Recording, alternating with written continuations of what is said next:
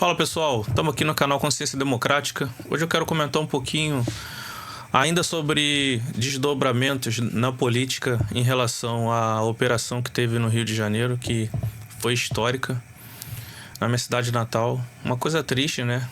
Quanto que está entregue ao crime organizado, mas o Lula não consegue esconder, e a esquerda, né? Que eles são contra o combate ao crime. Então, se você gosta desse tipo de conteúdo, principalmente bater na esquerda, vê se você está inscrito no canal, tá? Custa nada, de graça, pô.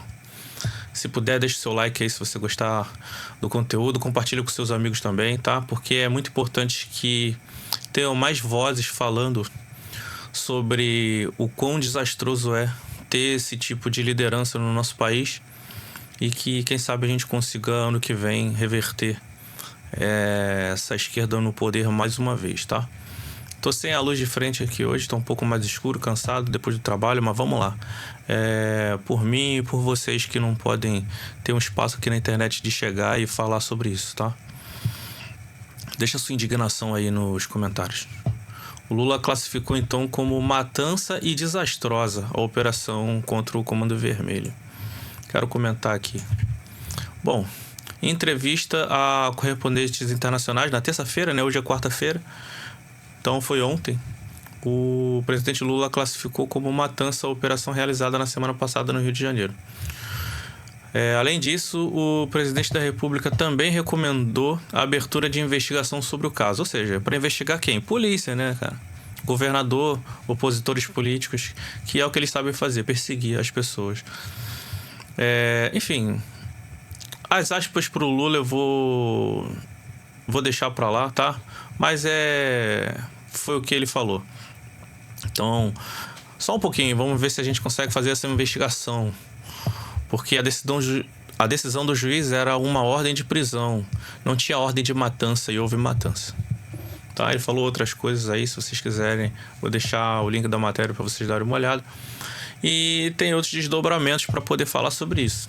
Mas primeiro, vamos refletir aqui sobre uma coisa. Realmente parece que a gente encontrou aí um norte contra a política da esquerda para poder trabalhar nas eleições do ano que vem.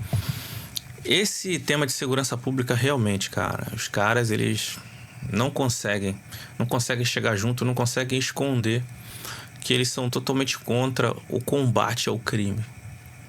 É ridículo. Claro, só quem tem algum tipo de sofrimento direto ou indireto em relação a tudo que essa bandidagem, essa corja, essa coisa bizarra que é o domínio dessas facções criminosas no país. Só quem passa por isso sabe, tá? Então, é importante que a gente siga nesse caminho, siga batendo na esquerda em relação à segurança pública, porque esse é um comentário que faz muita importância, né, no debate.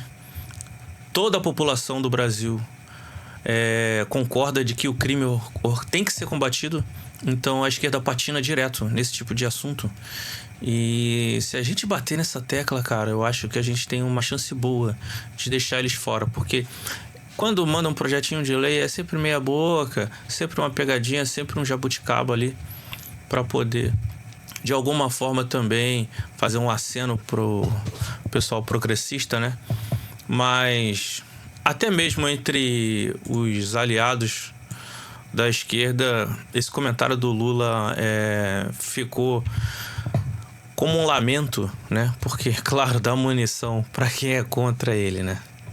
Então, nessa matéria aqui do G1, não deu tempo de celebrar a vitória na CPI do crime organizado, porque realmente eles conseguiram pegar a presidência da CPI do crime organizado. Eu não consegui ver como é que tá a composição, porque na CPI do INSS a maioria é governista, então você vê que a gente não conseguiu nem convocar o irmão do Lula para depor. Mas na CPI do crime eu também não dei uma olhada como é que tá a composição. Depois eu trago para vocês aí. Deixei nos comentários também se vocês querem esse tipo de conteúdo, tá? Bom, o que o Valdo falou foi mais ou menos assim, ó. Aliados e assessores do presidente Lula comentavam nessa terça-feira que não tiveram nem tempo para comemorar a vitória na CPI do crime organizado, onde conseguiram eleger o presidente por um placar apertado de 6-5. Eles ainda estavam comemorando a escolha dos nomes técnicos para a CPI quando tomaram conhecimento das declarações de Lula a correspondentes estrangeiros, na qual, né, ele falou que o que houve lá foi uma matança, tá? Então, os aliados do Lula disseram que o presidente trilhou um rumo totalmente oposto ao que eles adotaram na primeira reunião da CPI do crime organizado para tentar afastar o clima de guerra política. Houve uma preocupação de destacar a importância do trabalho dos policiais em operações como a do Rio. Então, logo saíram da reunião da comissão de inquérito, né, e, meu irmão, e já se depararam com essa bosta que o Lula falou. Mas é isso, cara, é o que o cara pensa, é a verdade sobre ele. Então, claro que quem é oposição, vai deitar e rolar. Cara, o Lula, é só deixar ele improvisar, é só deixar ele falar sem um papel na frente dele. O cara tem 80 anos já, mano. Todo mundo já sabe que o Lula é machista e diversas outras coisas aí lamentáveis. Até a esquerda também tá cansada dele. Muita gente tá cansada já de ter que ficar defendendo as merdas que ele fala. Mas é isso. Enquanto ele estiver aí, pelo menos a retórica dele é meio ruim, tá? Então, ele não falou nada dos 4 policiais mortos, tá? Nem tocou nesse assunto. Não teve uma palavra de consolo para as famílias dos policiais que foram mortos. Os heróis, sim, daquela operação, tá? Então,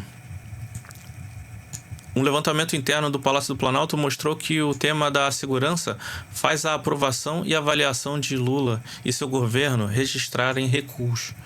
Claro, né? Porque o governo deu uma avançada com esses problemas todos de tarifaço aí.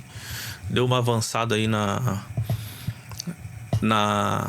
rejeição, né? Quer dizer, na aprovação, né? Diminuiu a rejeição, mas aí foi assim, como um presente, né? De bandeja que ele deu pra gente, chamou o traficante de vítima de usuário.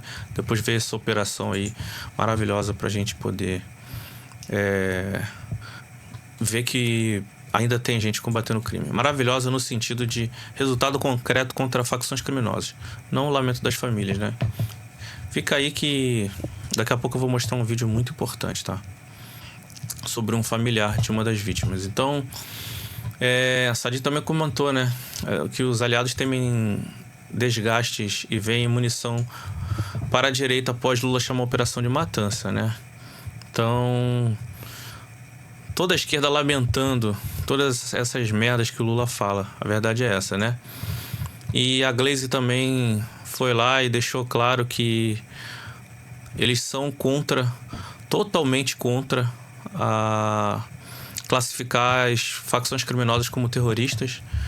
E, ela falou assim: o governo é terminantemente contra. Nós somos contra esse projeto que equipara facções criminosas ao terrorismo. Bom, cara, pra mim é o seguinte: se tem um grupo que taca bomba na polícia, atira na polícia, tá sim tentando derrubar a ordem social vigente aí no país e se assemelha assim ao terrorismo, tá? Esse lance que vai abrir brecha para outros países fazer algum tipo de intervenção, isso aí é conversa para boi dormir. Eles têm que ser tratados diferentes e o que está acontecendo no Rio de Janeiro é uma defesa do território, é uma defesa. O Cláudio Castro mesmo falou, porque não pode deixar os caras ficarem à vontade, como eles falam no jargão da segurança, o mato cresceu demais, entendeu? Então, os caras tem que ir lá e, cortar o mato um pouco. Então, provavelmente a gente ainda vai ver muitos outros trabalhos nesse sentido, né? E aí, olha que interessante, né? A Polícia Civil disse que 95% dos mortos na operação do Rio de Janeiro tinham ligação com o Comando Vermelho, né? Eles identificaram 115 dos 117, a chama de civis, enfim, questionável.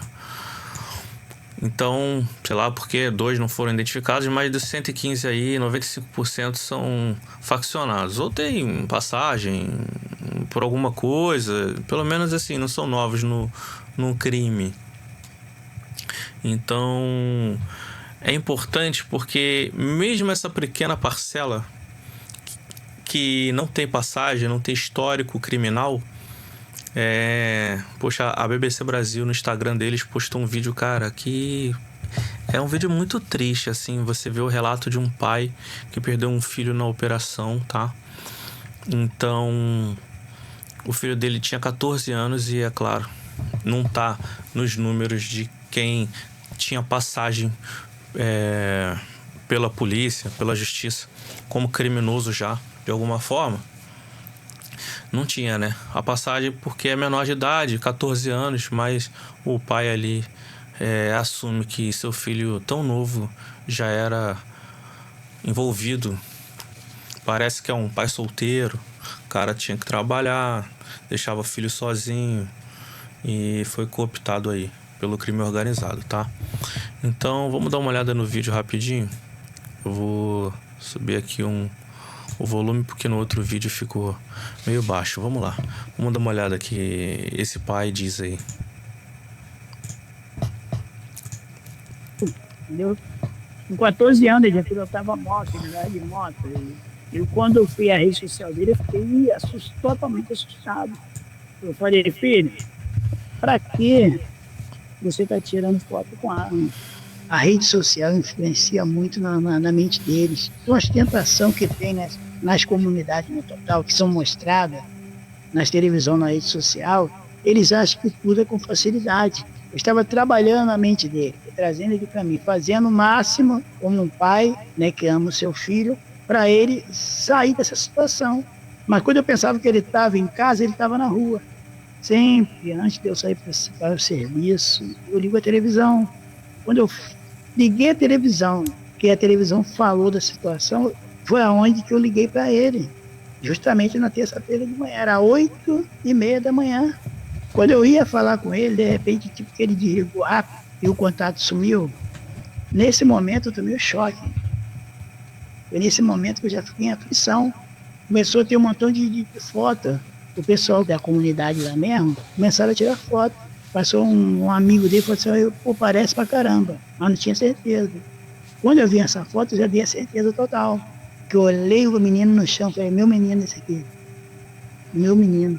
Quando ele estava morto no mato, foi da forma que ele dormia. Ele botava as duas cabecinhas para trás. E dormia com a mão para trás, assim, na cabeça. Da forma que ele estava ali deitado. Isso aí me feriu, isso aí. Aí, só restou quieto. Eu não cheguei no 15 lá no corpo, lá meio que aquele montão de corpo. Aí eu não fui. Eu falei, pô, vai lá pro ML, eu vou reconhecer. Eu imaginava que seria assim. Mas eu chegar lá, ver meu filho com furo na cabeça, gente, sabe que imagina se eu reconhecer o corpo? Eu tô à base do remédio, eu tô tomando remédio para dormir. Porque eu estou no mesmo lugar, na mesma casa. A cama dele estaria, a roupinha dele está tudo dobradinha. Eu não podia, nesse momento, como as pessoas queriam, como as pessoas imaginavam, colocar o meu filho como vítima, mesmo ele tendo 14 anos. Porque a vida era feita de escolha. Pesado, né? Eu não quero crítica sobre o Estado, nem com tráfico. Eu quero, a minha preocupação é aquelas pessoas que perderam.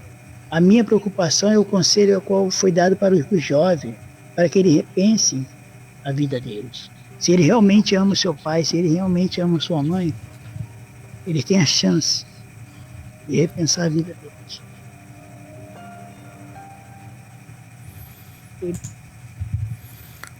Olha, cara, de partir o coração.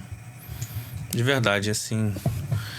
Quem é pai, quem é mãe sabe o quanto que a gente pensa se a gente será capaz de manter o seu filho como uma boa pessoa e longe do mal, longe das práticas terríveis que o mundo do crime ou mais influências podem acabar seduzindo seu filho.